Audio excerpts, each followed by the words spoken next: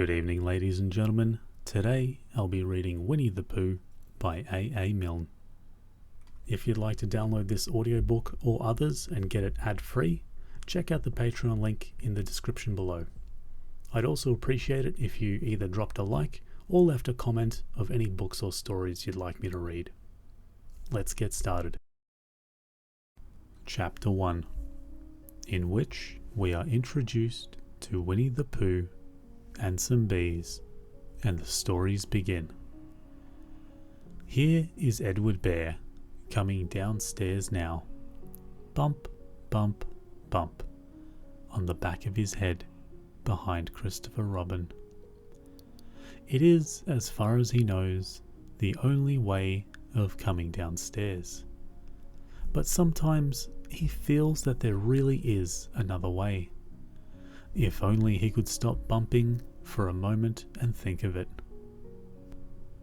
And then he feels that perhaps there isn't.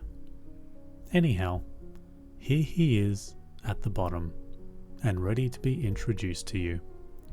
Winnie the Pooh. When I first heard his name, I said, just as you're going to say, "But I thought he was a boy." "So did I," said Christopher Robin. "Then you can't call him Winnie." "I don't. But you said, 'Here's Winnie the Pooh.' Don't you know what 'the' means?" "Ah, yes.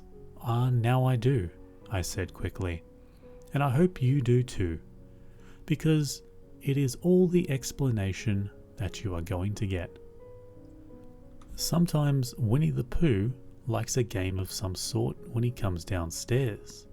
And sometimes he likes to sit quietly in front of the fire and listen to a story. This evening, "What about a story?" said Christopher Robin. "What about a story?" I said. "Could you very sweetly tell Winnie the Pooh one?"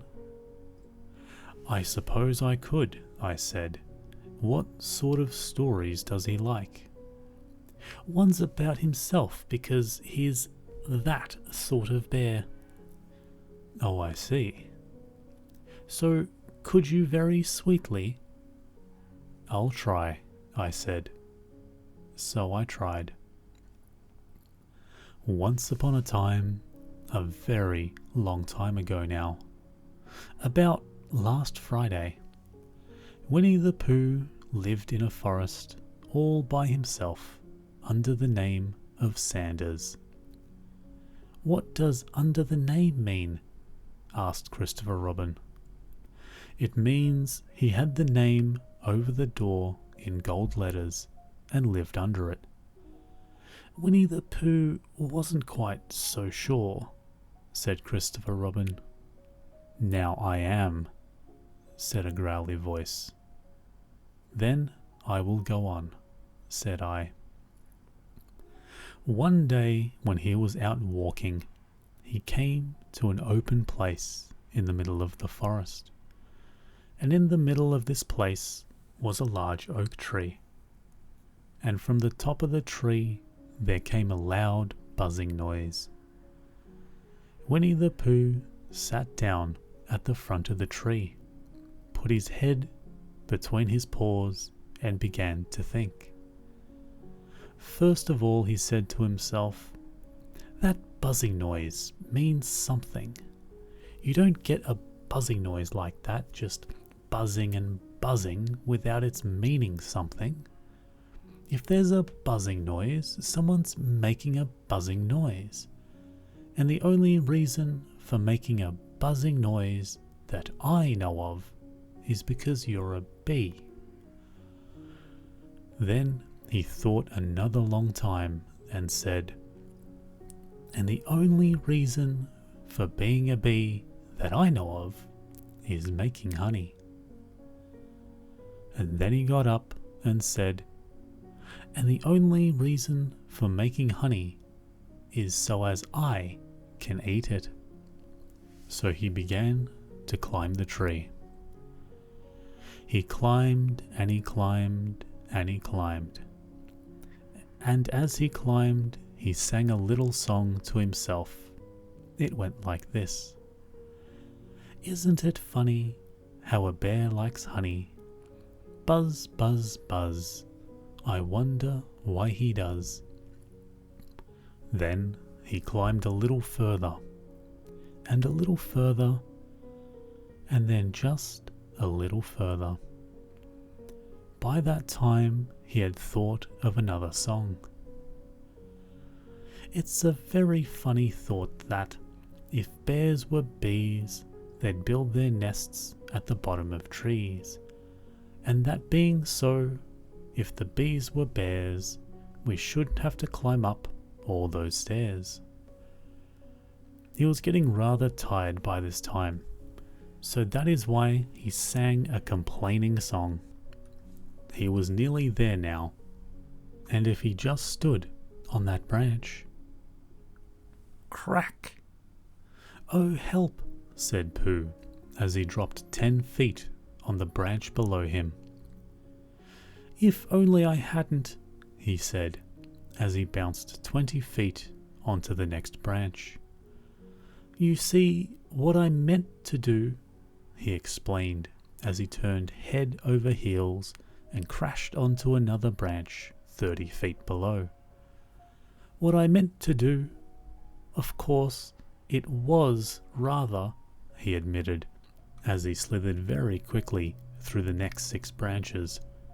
It all comes, I suppose, he decided, as he said goodbye to the last branch, spun around 3 times, and flew gracefully into a gorse bush.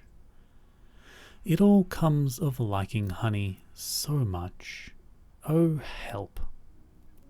He crawled out of the gorse bush, brushed the prickles from his nose, and began to think again. And the first person he thought of was Christopher Robin. Was that me? Said Christopher Robin in an awed voice, hardly daring to believe it. That was you. Christopher Robin said nothing, but his eyes got larger and his face got pinker and pinker. So Winnie the Pooh went round to his friend Christopher Robin, who lived behind a green door in another part of the forest. Good morning, Christopher Robin, he said. Good morning, Winnie the Pooh, said you.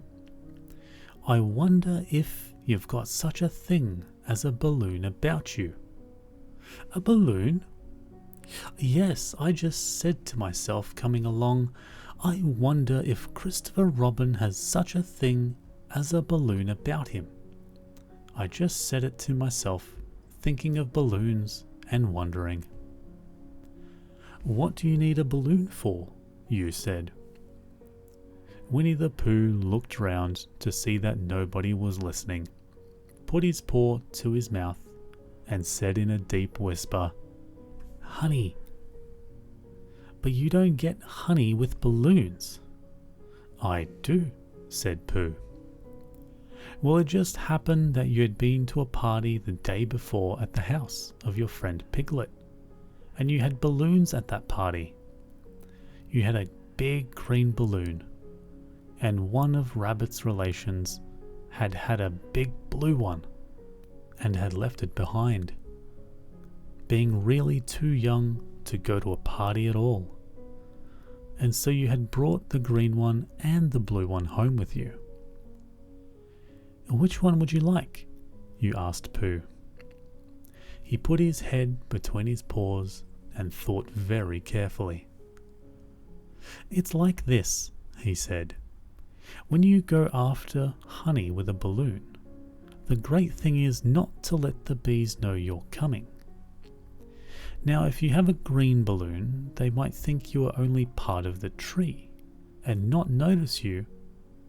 And if you have a blue balloon, they might think you are only part of the sky and not notice you. And the question is, which is more likely? Wouldn't they notice you underneath the balloon? You asked. They might or they might not, said Winnie the Pooh. You never can tell with bees. He thought for a moment and said, "I shall try to look like a small black cloud. That will deceive them." "Then you had better have the blue balloon," you said, and so it was decided. Well, you both went out with the blue balloon, and you took your gun with you, just in case, as you always did. And Winnie the Pooh went to a very muddy place that he knew of, and rolled until he was black all over. And then, when the balloon was blown up as big, and you and Pooh were both holding onto the string, you let go suddenly, and Pooh Bear floated gracefully up into the sky and stayed there, level with the top of the tree and about 20 feet away from it. "Hooray!" you shouted. "Isn't that fine?" shouted Winnie the Pooh down to you. "What do I look like?" "You look like a bear holding onto a balloon," you said. "Not," said Pooh anxiously. "Not like a small black cloud in a blue sky?" "Not very much." "Ah, well, perhaps from up here it looks different, and, as I say, you can never tell with bees." There was no wind to blow him nearer to the tree, so there he stayed. He could see the honey, he could smell the honey, but he couldn't quite reach the honey. After a while, he called down to you. "Christopher Robin," he said in a loud whisper. "Hello." "I think the bees suspect something." "What sort of thing?" "I don't know, but something tells me they're suspicious." "Perhaps they think that you're after their honey." "It may be that. You can never tell with bees." There was another little silence, and then he called down to you again. "Christopher Robin?" "Yes." "Have you an umbrella in your house?" "I think so." "I wish you would bring it out here and walk up and down with it, and look up at me every now and then and say, 'Tut, tut, it looks like rain.' I think if you did that, it would help the deception which we are practicing on these bees." "Well," you laughed to yourself, "silly old bear." But you don't say it aloud because you are so fond of him, and you went home for your umbrella. "Oh, there you are," called down Winnie the Pooh as soon as you got back to the tree. "I was beginning to get anxious. I have discovered that the bees are now definitely suspicious." "Shall I put my umbrella up?" you said. "Yes, but wait a moment. We must be practical. The important bee to deceive is the queen bee. Can you see which is the queen bee from down there?" "No." "A pity. Well, now, if you walk up and down with your umbrella, saying, 'Tut, tut, it looks like rain,' I shall do what I can by singing a little cloud song, such as a cloud might sing. Go." So, while you walked up and down and wondered if it would rain, Winnie the Pooh sang this song. "How sweet to be a cloud floating in the blue. Every little cloud always sings aloud. How sweet to be a cloud floating in the blue. It makes him very proud to be a little cloud." The bees were still buzzing as suspiciously as ever. Some of them indeed left their nests and flew around the cloud as it began the second verse of this song. And one bee sat down on the nose of the cloud for a moment, and then got up again. "Christopher, ow, Robin," called out the cloud. "Yes." I've just been thinking, and I have come to a very important decision. These are the wrong sort of bees. Are they?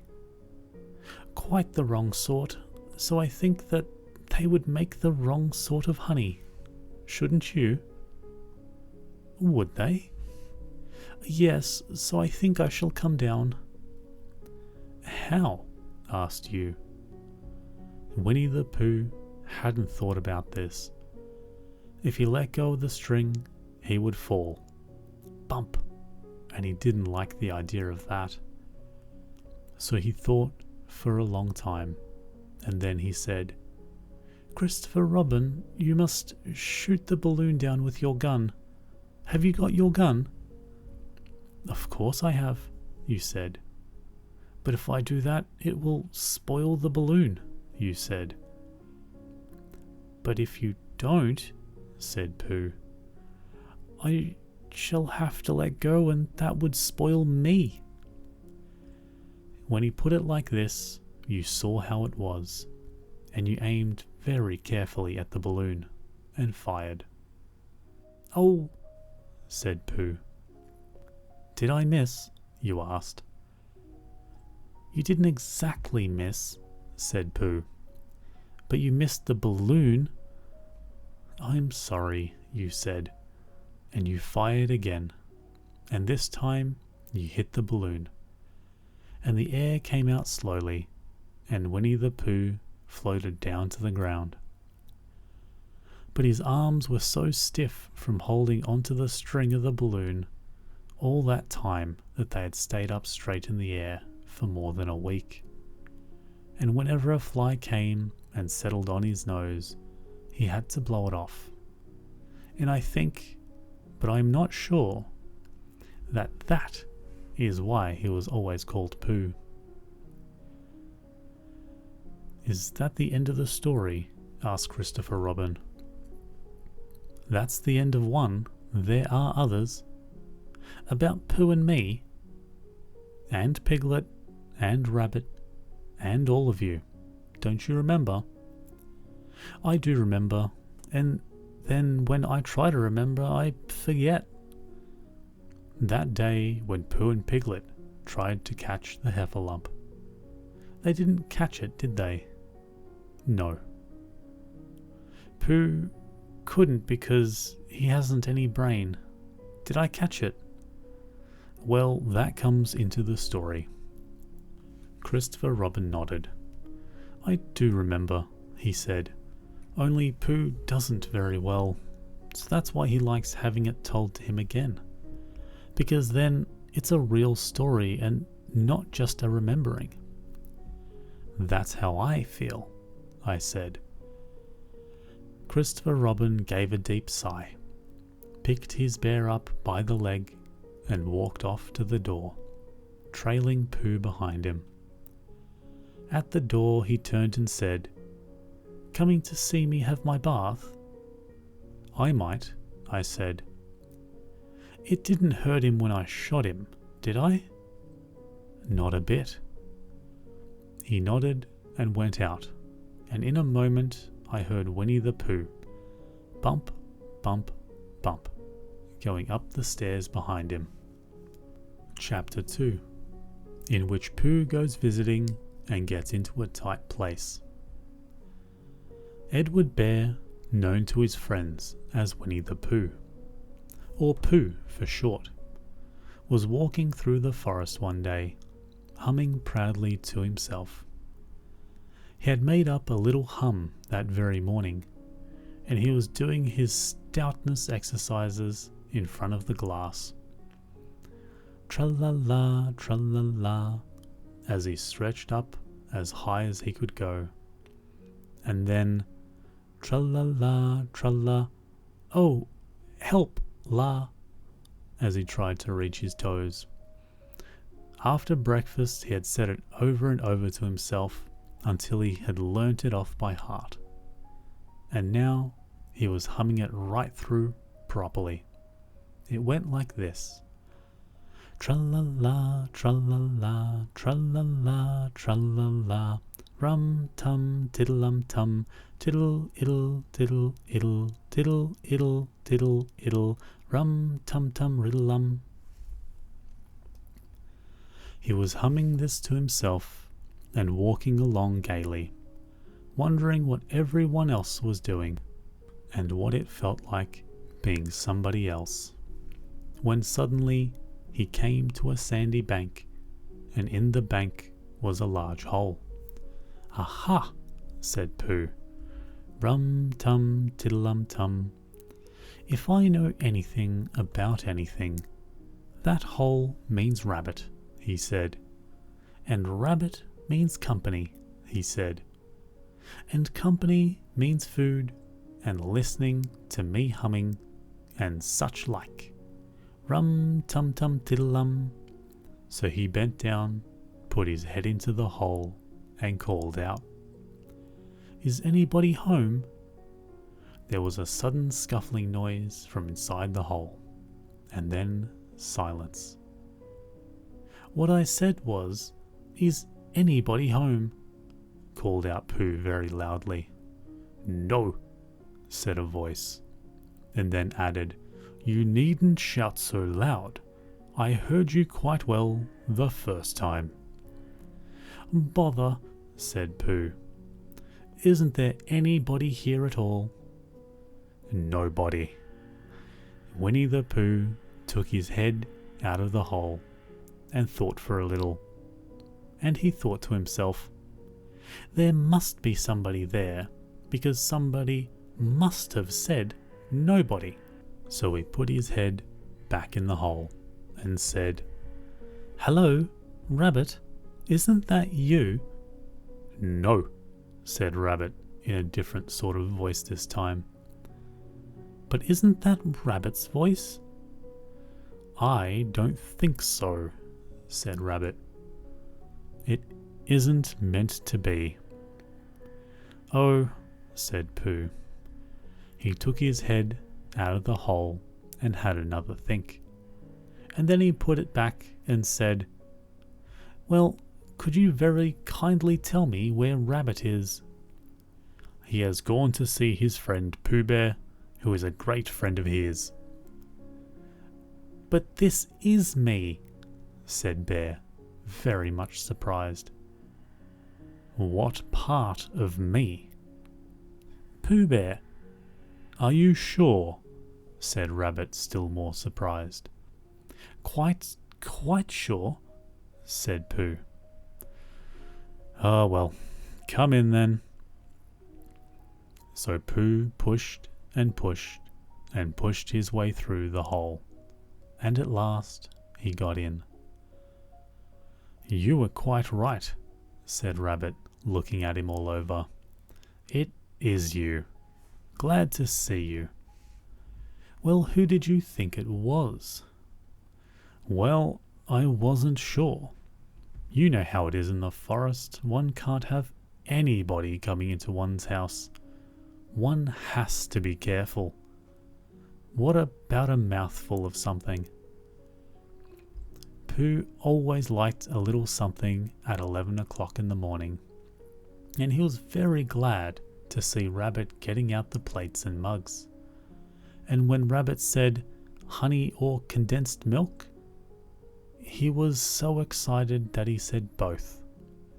And then, so as not to seem greedy, he added, "But don't bother about the bread, please." And then for a long time after, he said nothing, until at last, humming to himself in a rather sticky voice, he got up, shook Rabbit lovingly by the paw, and said that he must be going.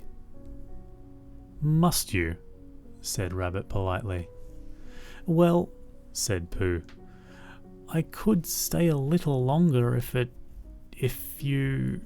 And he tried very hard to look in the direction of the larder. "As a matter of fact," said Rabbit, "I was going out myself directly." "Oh, well then, I'll be going on. Goodbye." "Well, goodbye. If you're sure you won't have any more." "Is there any more?" asked Pooh quickly. Rabbit took the covers off the dishes and said, "No, there wasn't." "I thought not," said Pooh, nodding to himself. "Well, goodbye, I must be going on." So he started to climb out of the hole. He pulled with his front paws and pushed with his back paws. And in a little while his nose was out in the open again, and then his ears, and then his front paws, and then his shoulders, and then... "Oh, help," said Pooh. "I'd better go back." "Oh, bother," said Pooh. "I shall have to go on." "I can't do neither," said Pooh. "Oh, help and bother." Now by this time Rabbit wanted to go for a walk too, and finding the front door full, he went out by the back door and came around to Pooh and looked at him. "Hello, are you stuck?" he asked. No," said Pooh carelessly. "Just resting and thinking of humming to myself." "Here, give us a paw." Pooh stretched out a paw, and Rabbit pulled and pulled and pulled. "Ow!" cried Pooh. "You're hurting." "The fact is," said Rabbit, "you're stuck." "It all comes," said Pooh crossly, "of not having front doors big enough." "It all comes," said Rabbit sternly, "of eating too much. I thought it at the time," said Rabbit. "Only I didn't like to say anything," said Rabbit. "That one of us was eating too much," said Rabbit. "And I knew it wasn't me," he said. "Well, well, well. I shall go and fetch Christopher Robin." Christopher Robin lived at the other end of the forest, and when he came back with Rabbit, he saw that the front half of Pooh, and said, "Silly old bear," in such a loving voice that everybody felt quite hopeful again. "I was just beginning to think," said Bear, sniffing slightly, "that Rabbit might never be able to use his front door again, and I should hate that," he said. "So should I," said Rabbit. "Use his front door again?" said Christopher Robin. "Of course he'll use his front door again." "Good," said Rabbit. "If we can't pull you out, Pooh, we might just push you back." Rabbit scratched his whiskers thoughtfully and pointed out that, when once Pooh was pushed back, he was back, and of course nobody was more glad to see Pooh than he was. Still, there it was. Some lived in trees, and some lived underground, and... "You mean I'd never get out?" said Pooh. "I mean," said Rabbit, "that having got so far, it seems a pity to waste it." Christopher Robin nodded. "There was only one thing to be done," he said. "We shall have to wait for you to get thin again." "How long does getting thin take?" asked Pooh anxiously. "About a week, I should think." "But I can't stay here for a week." "You can stay here, all right, silly old bear. It's getting you out which is so difficult." "We'll read to you," said Rabbit cheerfully, "and I hope it won't snow," he said. "And I say, old fellow, you're taking up a good deal of room in my house. Do you mind if I use your back legs as a towel horse? Because, I mean, there they are, doing nothing, and it would be very convenient just to hang some towels on them." "A week," said Pooh gloomily. What about meals?" "I'm afraid no meals," said Christopher Robin, "because of getting thin quicker, but we will read to you."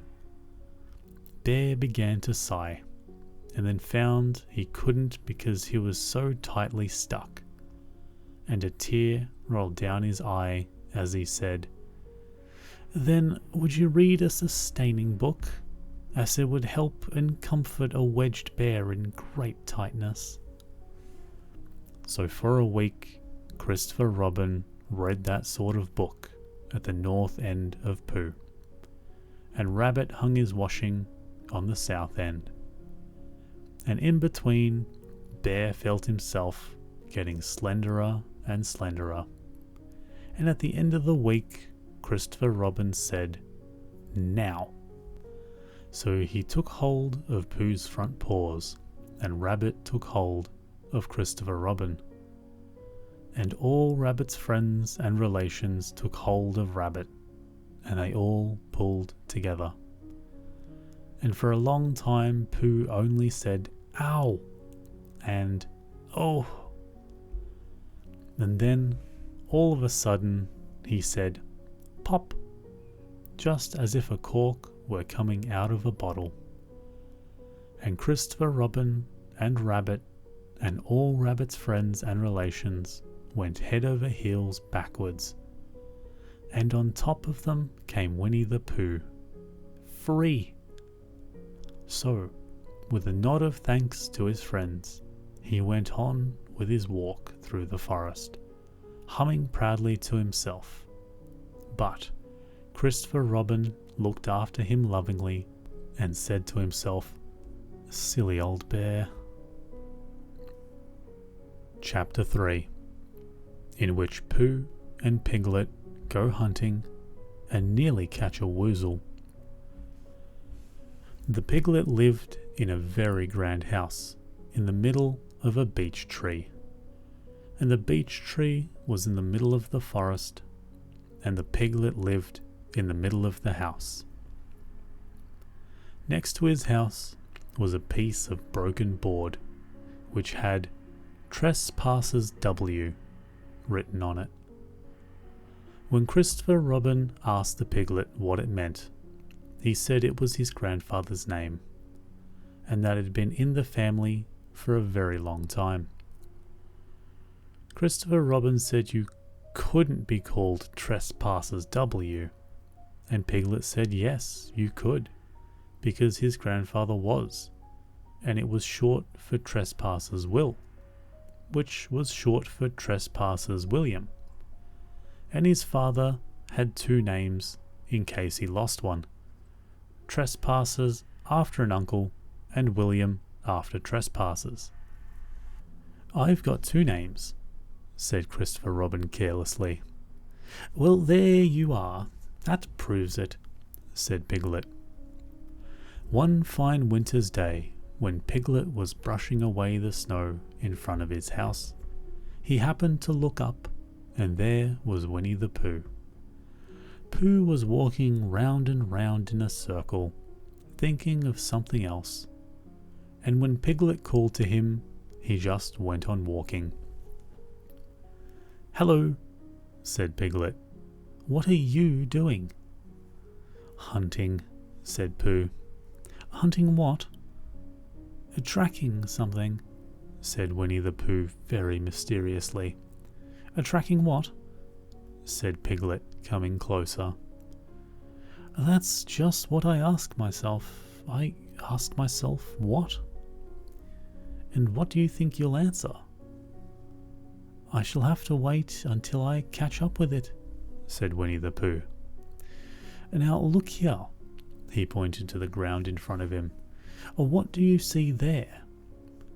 "Tracks," said Piglet. "Paw marks." He gave a little squeak of excitement. "Oh, Pooh, do you think it's a woozle?" "It may be," said Pooh. "Sometimes it is, and sometimes it isn't. You can never tell with paw marks." With these few words he went on tracking, and Piglet, after watching him for a minute or two, ran after him. Winnie the Pooh had come to a sudden stop and was bending over the tracks in a puzzled sort of way. "What's the matter?" asked Piglet. "It's a very funny thing," said Bear, "but there seems to be two animals now. This, whatever it is, has just been joined by another, whatever it is, and the two of them are now proceeding in company. Would you mind coming with me, Piglet, in case they turn out to be a hostile animal?" Piglet scratched his ear in a nice sort of way. He said that he had nothing to do until Friday, and would be delighted to come, in case it really was a woozle. "You mean in case it really is two woozles?" said Winnie the Pooh, and Piglet said that anyhow he had nothing to do until Friday. So off they went together. There was a small spinney of larch trees just here, and it seemed as if the two woozles, if that is what they were, had been going around this spinney. So round this spinney went Pooh and Piglet after them. Piglet passing the time by, telling Pooh what his grandfather Trespassers W had done to remove stiffness after tracking, and how his grandfather Trespassers W had suffered in his later years from shortness of breath, and other matters of interests, and Pooh wondering what a grandfather was like, and if perhaps this was two grandfathers they were after now, and if so, whether he should be allowed to take one home and keep it, and what Christopher Robin would say.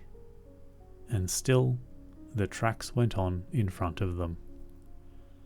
Suddenly Winnie the Pooh stopped and pointed excitedly in front of them. "Look!" "What?" said Piglet with a jump. And then, to show that he hadn't been frightened, he jumped up and down once or twice more, in an exercising sort of way. "The tracks," said Pooh. "A third animal has joined the other two." "Pooh!" cried Piglet. "Do you think that this is another woozle?" "No," said Pooh, "because it makes different marks. It is either two woozles and one, as it might be, whizzle, or two, as it might be, whizzles and one, if so it is, woozle. Let us continue to follow them." So they went on, feeling just a little anxious now, in case the three animals in front of them were of a hostile intent. And Piglet wished very much that his grandfather T.W. were there, instead of elsewhere, and Pooh thought how nice it would be if they met Christopher Robin suddenly, but quite accidentally, and only because he liked Christopher Robin so much. And then, all of a sudden, Winnie the Pooh stopped again and licked the tip of his nose in a cooling manner, for he was feeling more hot and anxious than ever in his life before. There were 4 animals in front of them. "Do you see, Piglet? Look at their tracks. 3, as it were. Woozles and 1, as it was. Whizzle. Another woozle has joined them." And so it seems to be. There were the tracks, crossing over each other, getting muddled up with each other. But, quite plainly, every now and then, the tracks of 4 sets of paws. "I think," said Piglet, when he had licked the tip of his nose too, and found that it brought very little comfort, "I think that I may have just remembered something, and just remembered that I forgot to do yesterday and shan't be able to do tomorrow. So I suppose I really ought to go back and do it now." "We'll do it this afternoon and I'll come with you," said Pooh. Isn't that the sort of thing that you can do in the afternoon? Said Piglet quickly. It's a very particular morning thing, and it has to be done in the morning. And if possible, between the hours of, what would you say the time was? About 12, said Winnie the Pooh, looking at the sun. Between, as I was saying, the hours of 12 and 12:05. So really, dear old Pooh, if you'll excuse me, what's that? Pooh looked up at the sky, and then he heard the whistle again. He looked up into the branches of a big oak tree, and then he saw a friend of his. It's Christopher Robin, he said. Ah, then you'll be all right, said Piglet. You'll be quite safe with him. Goodbye. And he trotted off home as quickly as he could, very glad to be out of all danger again. Christopher Robin came slowly down his tree. Silly old bear, he said. What were you doing? First you went round the spinney twice by yourself, and then Piglet ran after you and went round again together. And then you were just going round a fourth time. Wait a moment, said Winnie the Pooh, holding up his paw. He sat down and thought in the most thoughtful way he could think. Then he fitted his paw into one of the tracks, and then he scratched his nose twice and stood up. Yes, said Winnie the Pooh. I see now, said Winnie the Pooh. I have been foolish and deluded, he said, and I am a bear of no brain at all. You're the best bear in all the world, said Christopher Robin soothingly. Am I? Said Pooh hopefully, and then he brightened up suddenly. Anyhow, he said, it's nearly luncheon time. And so he went home for it.